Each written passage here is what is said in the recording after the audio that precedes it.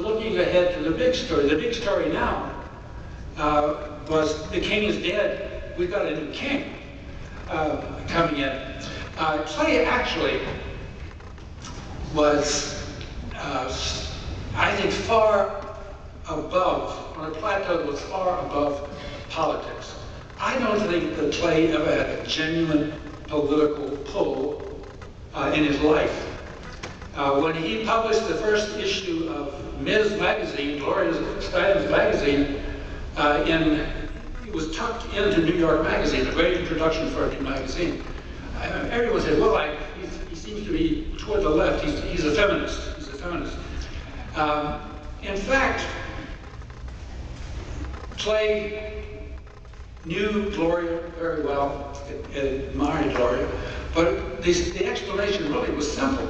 There was no more striking personality in America at that moment than Gloria Steinem.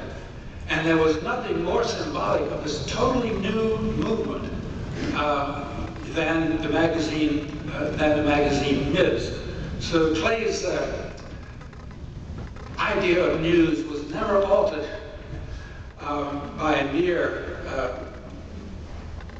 transient politics and things of that sort.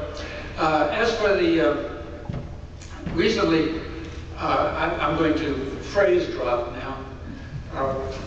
I've heard a lot of talk about what happens to the masters of the universe now, in view of all this. And I know exactly what Clay would say.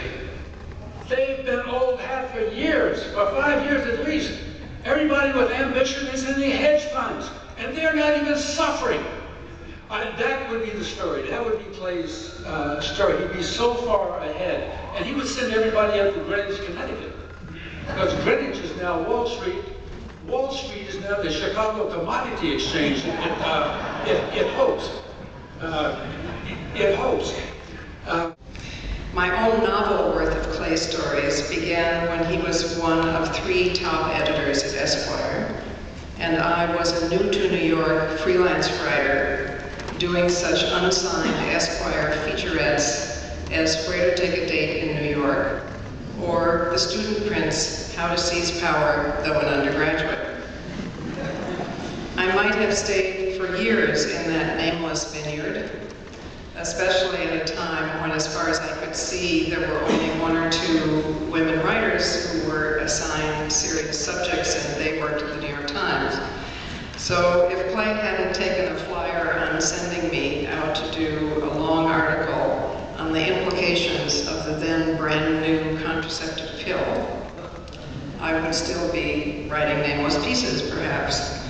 I researched my heart out and returned with something that was way more medical than useful, whereupon he uttered the immortal sentence, "You've performed the incredible feat of making sex dull."